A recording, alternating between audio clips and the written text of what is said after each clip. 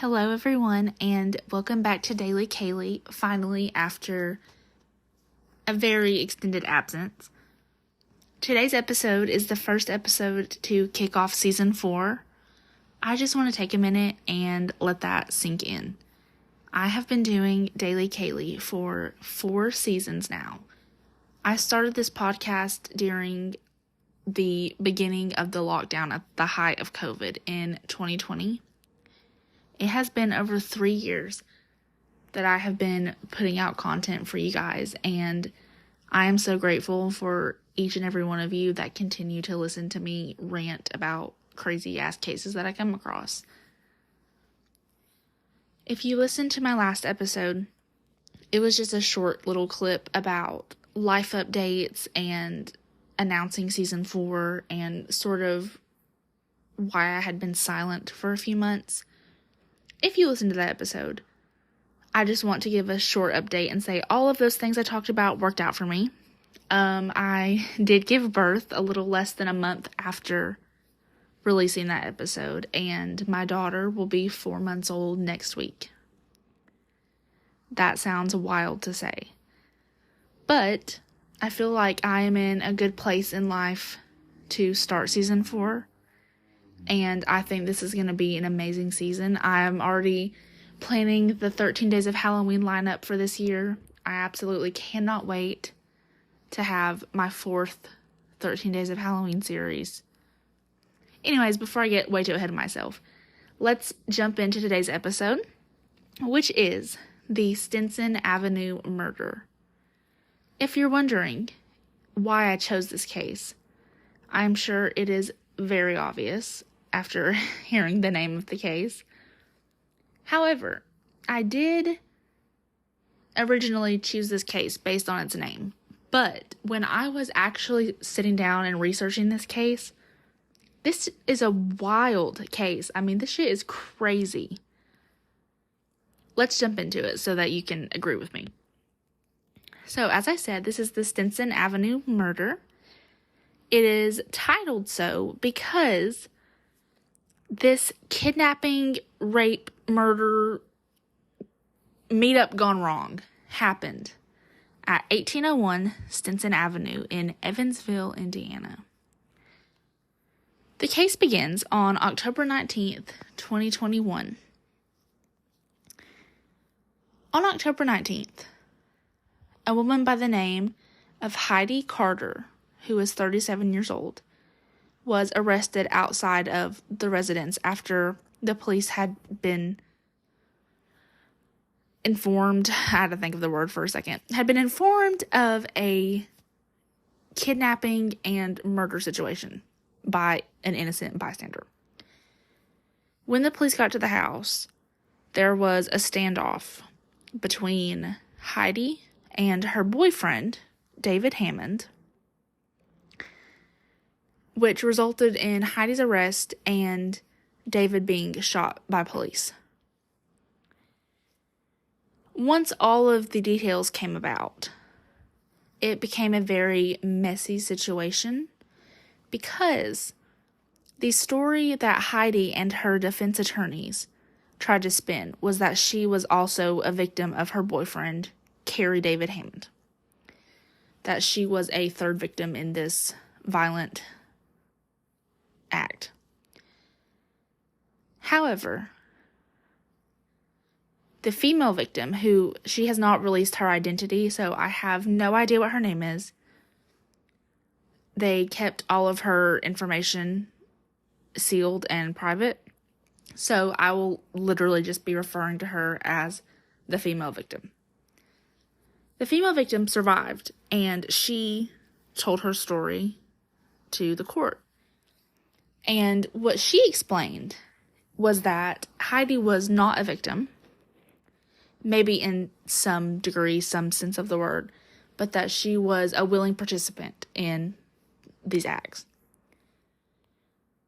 What originally began as I don't know what to call this. I'm going to say like a internet, like booty call, like hookup, Tinder deal.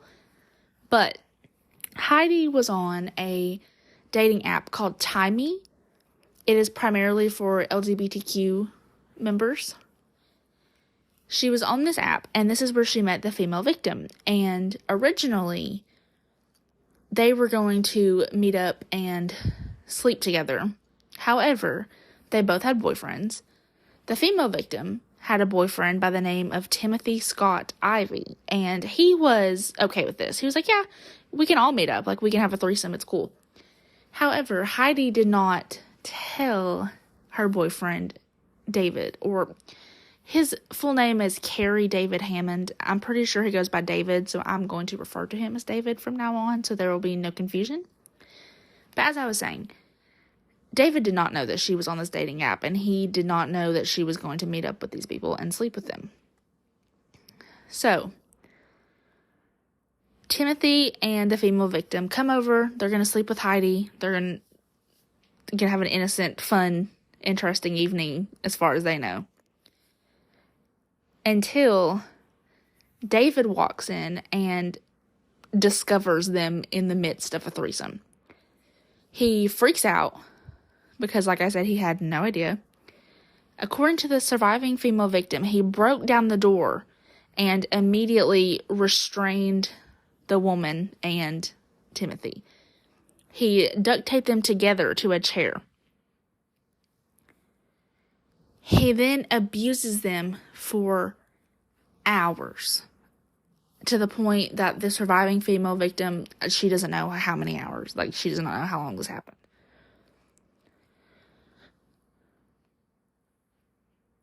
According to the surviving female victim,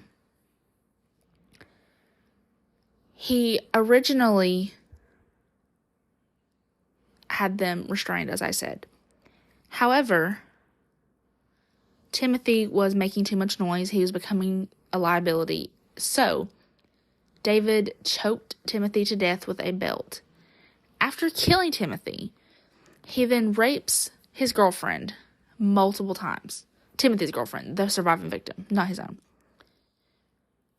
As I said, she survived, but she had to deal with rape, abuse, multiple times. She was held at gunpoint while he raped her.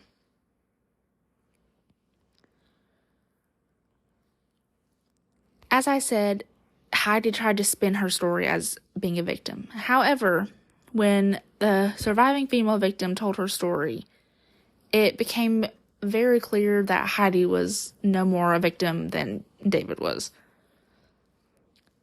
So,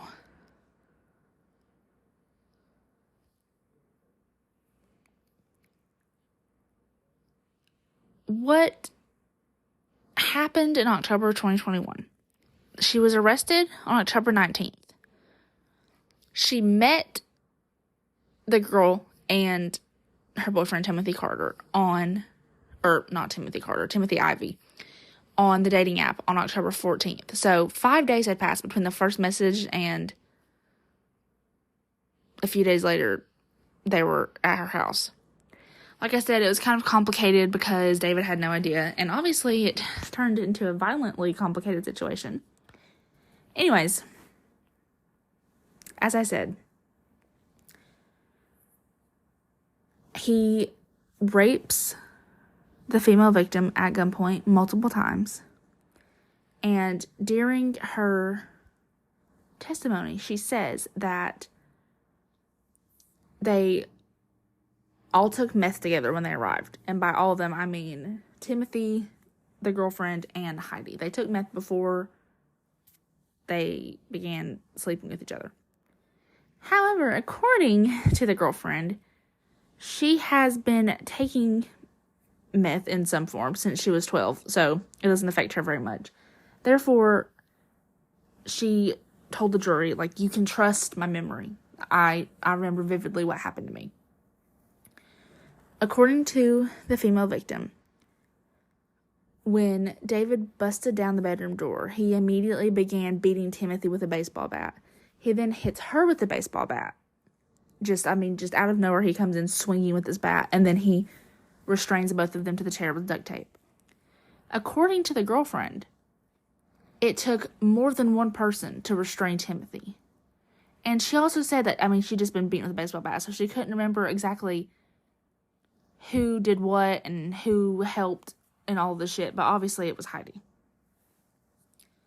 After killing Timothy, he moved the female victim to the bed and restrained her to the bed. And according to her, these restraints were so tight she couldn't move more than an inch or two in any direction. Like, she was stuck. She says that at one point in the evening, David and Heidi both searched through hers and Timothy's phones, looking for all of their personal information, home addresses, phone numbers, family members, everything. They were both doing this. She then said that at some point during the night, Heidi told David to do anything that he wanted with the female victim. While being held at gunpoint and being raped by David, she claimed that Heidi was the one holding the gun, not David. She was the one holding her at gunpoint. She also said that multiple times she saw Heidi moving around with a gun in her peripheral vision when she wasn't, like, directly in front of her. She had a gun, she could have escaped, is basically what she's saying. According to the surviving female victim, they had discussed, like, consent and their limits and their triggers and code words and all kinds of shit before they engaged in sex. However, at this point, after shit had gone wrong, the female victim explained that Heidi told David he could do all of these things to her, like, specifically, explicitly named these things. The female victim was asked about Heidi's, I guess, her mood, her disposition, like, how she was reacting. Like, was she in distress? And the woman said no, she appeared excited about all of the shit that was going down. Like I said, she watched her boyfriend strangled with a belt, and she says that after his death, David rolled Timothy's body up into a rug, and the trauma of this event caused her to pass out. She said when she came to later in the day, she saw both Heidi and David moving the body. They're moving it together. However, during Heidi's testimony, she claimed that she offered to help him move the body so that he would not hurt her, I guess. But she claimed she did not actually follow through with it and help him. However, the female victim says she very clearly saw Heidi help move this body. Now, after all of this shit has gone down, this is how the events transpired leading up to the police being notified. There is a woman by the name of Cynthia Weinzapfel. I hope I'm saying that correctly. She's the one who called the police. She knew Heidi from work and that they did drugs together. Like, that's how they were friends. That's how they knew each other. According to Cynthia, she met up with Heidi on October 19th after all the shit happened and said that Heidi was leaving to go to work, and they met up at work, like I said. According to Cynthia, she asked Heidi for help, or Heidi asked Cynthia for help cleaning her house. Cynthia was homeless at the time and she needed some extra money, so she said, okay, like, I'll do whatever to make more money. I need it. And she knew Heidi, she trusted her, whatever. According to Cynthia, when she got to the house on Stinson Avenue, the smell of dog feces was overwhelming. She said there was mold everywhere. It was covered in trash and just shit cluttered everywhere. According to Cynthia, she smoked meth with Heidi and David and then said, like, okay, let's get to work, basically. She starts cleaning. While cleaning, David and Heidi argued constantly. She did not give details on what they were arguing about because I'm sure she was trying to fucking block it out, but they argued constantly. She said at one point, Heidi left the home to go get cigarettes and food for them, but when she came back, she had nothing. She was completely empty-handed, had no food, cigarettes, nothing, and the previous argument between her and David resumed. Apparently, they were arguing about something as trivial as a car key that was lost. Cynthia said that David demanded to strip search Heidi for the key, claiming that she had it, and then told her that he would smash her head in like he did earlier. At this point, Cynthia kind of picked up on the bad vibes, and she said she wanted to leave. But Heidi told her that wouldn't be a good idea. David took Cynthia's cell phone, and this is when she's like, okay, I gotta get the fuck out of here. This entire time, Timothy's body was still in the house, rolled up in a rug. This rug was buried under a bunch of clothes and other random objects that were cluttered in the house. Apparently, Cynthia asked what the fuck it was when she just saw this big ass clutter, and they told her it was the Christmas tree. So at first she was like, okay, whatever. However, at some point during the day while Cynthia was cleaning, she told Heidi, tell David to keep the dogs away from the Christmas tree because it smelled. This is when Cynthia realizes something is not right, and she's just she's sus at this point. At some point during the day, while she was taking a break, she sat down on this Christmas tree. And this is when she discovered Timothy's body. She said at that point it was get out. While giving her testimony about discovering his body, she was literally in tears. I'm sure that was very traumatizing for her. They immediately knew that she had discovered a body because of her reaction. And she said the two appeared defeated. Great, she fucking knows. Cynthia was shocked, as you can guess, and she yelled in fear about what the fuck she was seeing. Upon hearing her voice, Timothy's girlfriend cried out for help from the bedroom, and Cynthia heard her. David was ranting about everything going wrong and all kinds of crazy shit, and while he was distracted, Cynthia runs out of the home and says that she hid in Heidi's van for a short time until Heidi came out and opened the door searching for her. When Heidi opened the car door to look for her, she jumped out and ran. According to Cynthia, and much to her shock and mine, right down the street was an Indiana State Police patrol car. He was off duty, but she knocked on his fucking window and is like, hey, I need to tell you about this kidnapping and this obvious murder. At this time, Cynthia had an active warrant out for her arrest, and she's still a purchased police officer, so you can tell how much this affected her. He believed her, and he called in backup, and at this point, they surrounded the home, set up a perimeter, and were basically demanding David and Heidi to exit the home. Heidi exited, she was arrested.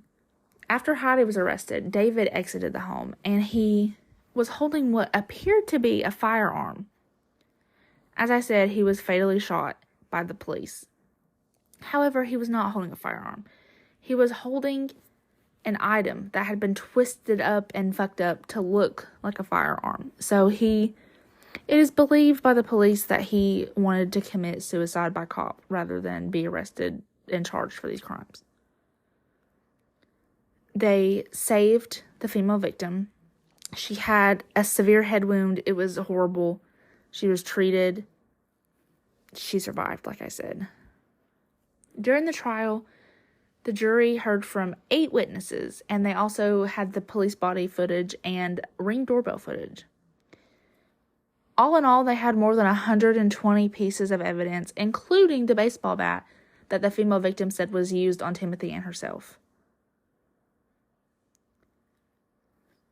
It was a very clean-cut case. However, like I said, the only messy part was that they wanted to portray Heidi as a victim, and the actual victim's testimony did not coincide with that. She was very clearly not a victim. This case, like I said, happened in 2021, and the most recent update that I have for you is case closed, thank God. After an initial mistrial, they tried the case again, and Heidi was convicted on her charges, which were accessory to rape and accessory to murder. Like I said, this was a wild ride from start to finish. And, I mean, meth heads, man. I don't know. I truly have no words for this case. I'm still in shock, and I've heard about this case numerous times now in my research, but it never gets old. I mean, that shit's just crazy. Let me know what you guys think. If you were listening to this, thank you for coming back with me for season 4, and I'll see you guys for the next one. Bye, guys.